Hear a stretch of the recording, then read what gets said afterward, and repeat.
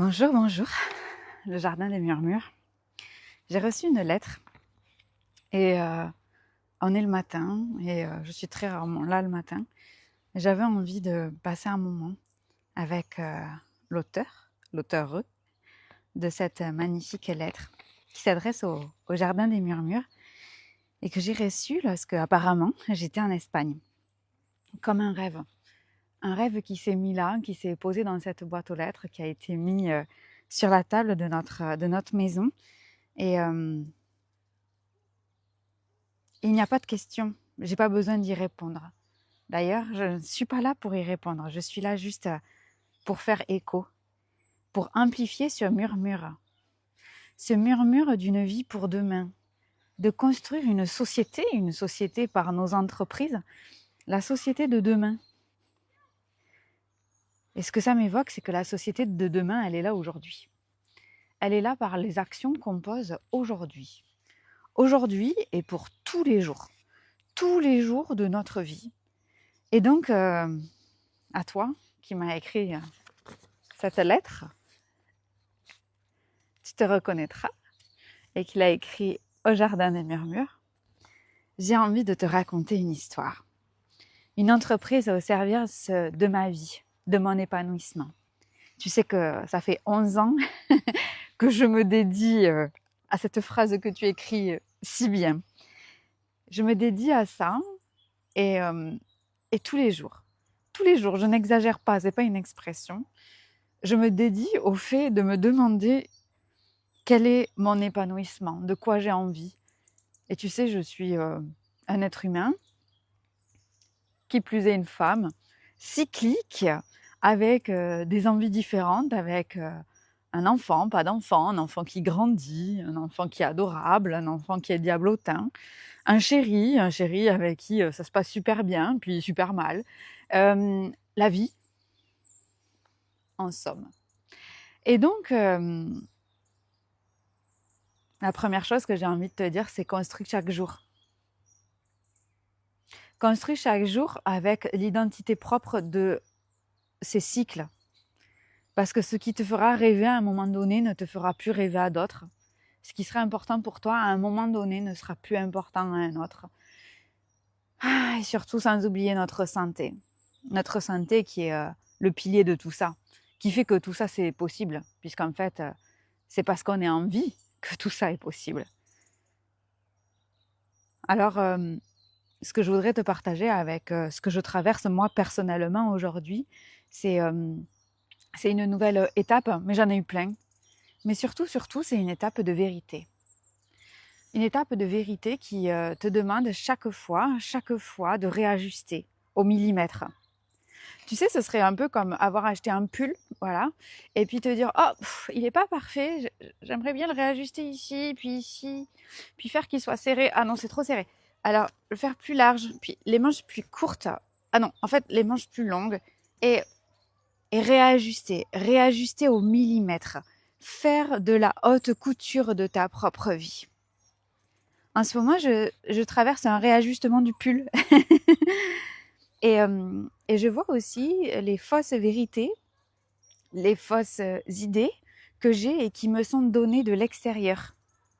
Les fausses envies qui me sont données de l'extérieur. Je les vois, qui viennent. Je les vois qui arrivent et parfois j'ai même l'impression qu'elles sont à moi, ces idées. J'ai même l'impression que ce serait bon que moi, je développe ces idées, alors qu'en fait, ce ne sont pas mes idées. Et ça, c'est difficile.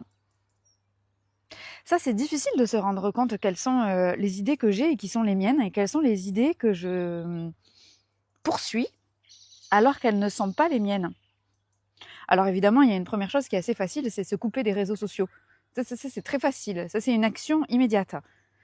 Alors, si on a besoin des réseaux sociaux pour notre travail, ça peut consister à réduire drastiquement les réseaux sociaux.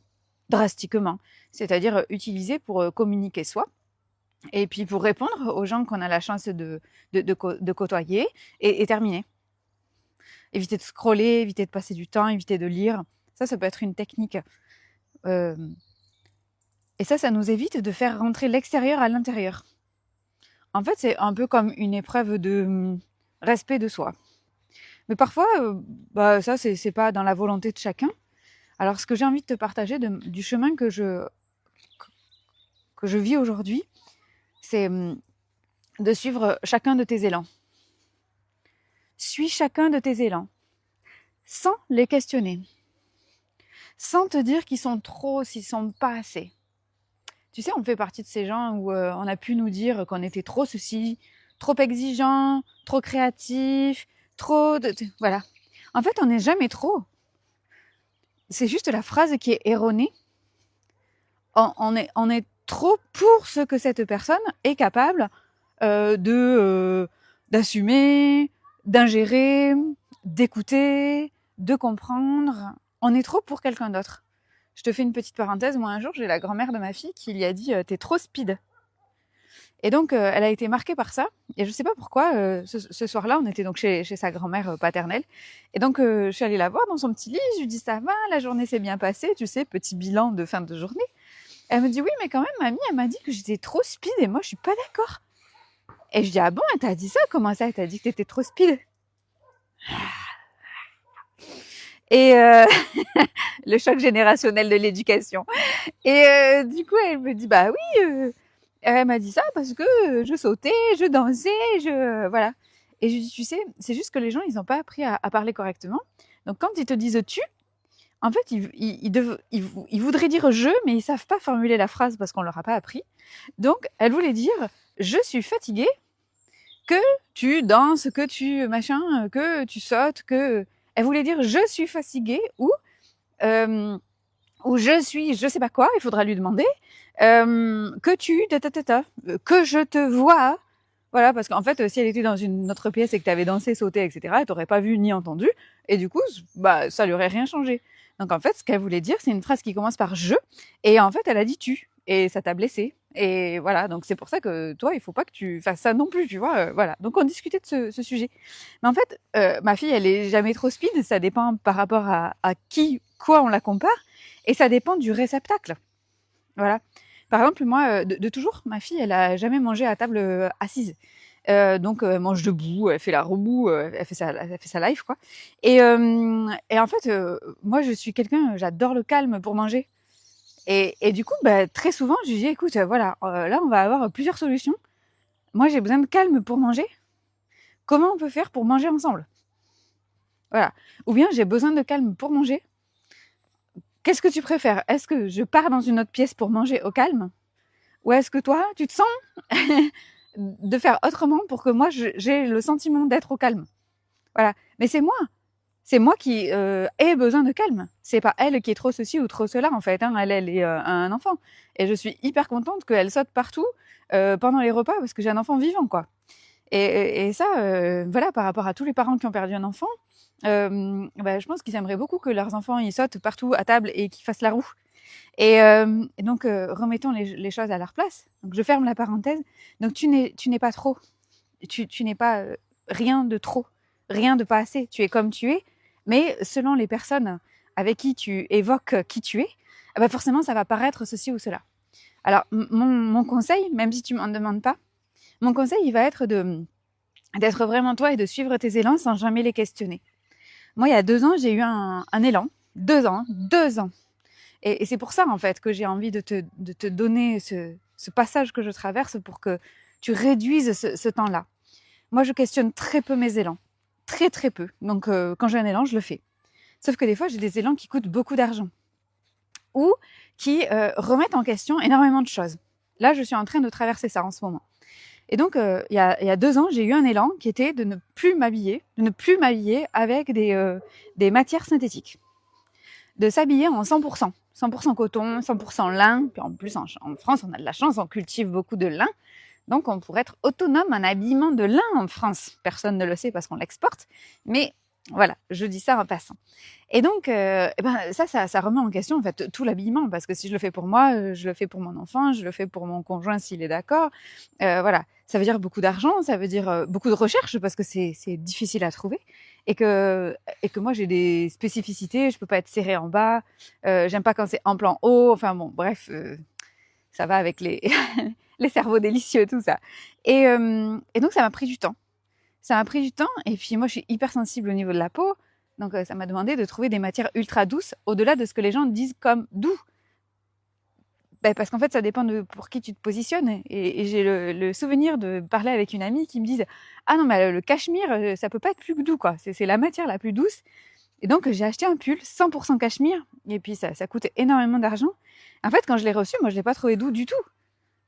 Je l'ai trouvé rugueux, râpeux.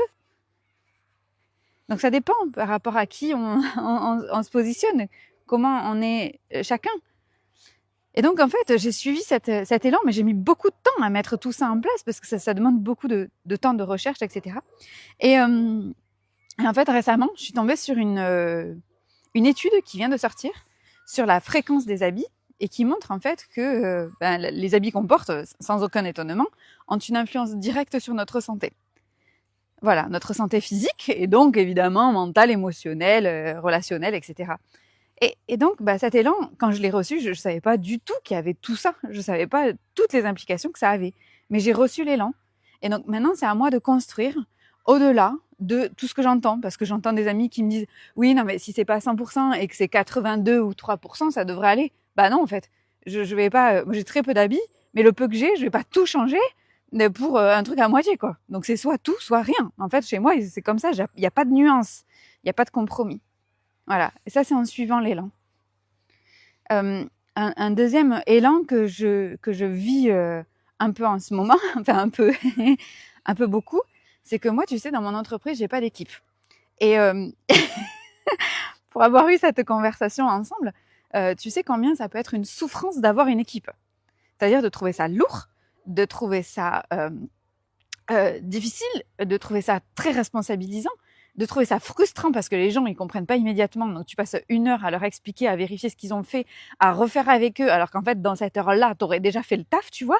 En plus d'un truc qui te fait chier, on en a déjà parlé, donc tu connais la frustration qu'on a de travailler en équipe, mais en fait ma vie à moi ne se limite pas à mon travail, il y a plein d'autres choses. Et donc je cherche depuis des années et des années à avoir une équipe de soutien à la maison. À la maison, parce que du coup, si je suis soutenue à la maison, il y a des tâches dans le boulot que je fais avec moins d'entrain. On va parler de la compta, de l'administratif, etc. Mais par contre, c'est à moi de le faire, c'est à moi de le valider parce que je suis responsable, c'est moi le chef d'entreprise, malheureusement, hein, c'est à moi de le faire. Et que si j'ai du soutien sur des tâches que je n'aime pas à la maison, je vais pouvoir me dédier avec plus d'entrain à ces tâches-là dont j'ai la responsabilité administrative. Voilà. Et donc là, j'ai suivi cet élan. Et quand on suit l'élan, les choses, elles se passent très rapidement, de manière extrêmement fluide.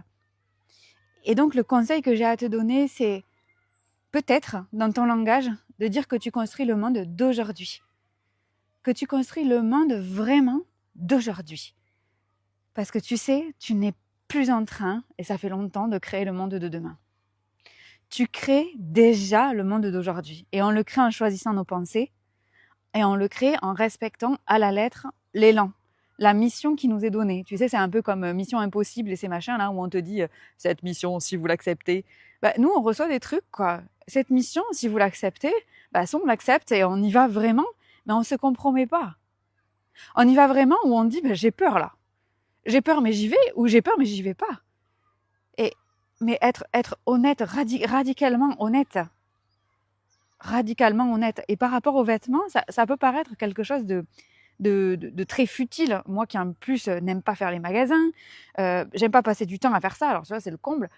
Et moi j'avais quand je donnais des cours en Master 2 à la fac, j'avais une élève qui faisait ça pour moi. En fait, elle adorait les habits, elle passait son temps. Un jour, sur son ordi, je marchais comme je suis en train de faire là, parce que j'ai besoin de marcher. Je marchais comme ça, et puis et puis je passe devant son ordinateur, et puis je vois que pendant le cours, elle regarde des fringues.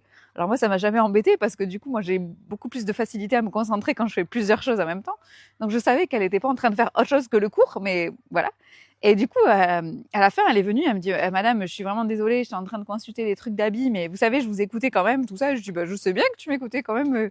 Tes yeux et tes oreilles ne sont pas ne sont pas les mêmes sens, donc je sais que tu peux m'écouter en regardant autre chose, il y a aucun problème. Et donc je dis, mais parle-moi de cette passion que tu as, voilà. Et donc elle était tellement passionnée. Et donc elle me disait, mais madame, si vous aimez pas ça, je peux vous trouver vos habits, tout ça. Donc c'était parfait. Elle me trouvait mes habits, tout ça, et puis elle me les faisait livrer à la maison. Et du coup, à chaque saison, voilà. Après moi, ça me dure 5 ou 6 ans, hein, donc c'était long, ça, voilà. Mais en gros, quand moi j'ai reçu cet élan pour les habits, aujourd'hui, je ne sais pas pourquoi j'ai reçu cet élan. Je ne sais pas quelles vont être les conclusions. Peut-être que je le saurai dans 2 mois, 6 mois, 1 an, 3 ans, 10 ans. C'est peut-être pas pour moi, c'est peut-être pour quelqu'un d'autre. J'en sais rien. Et plus je suis cet élan, c'est-à-dire plus je le respecte, plus en fait j'ai des nouvelles informations qui viennent.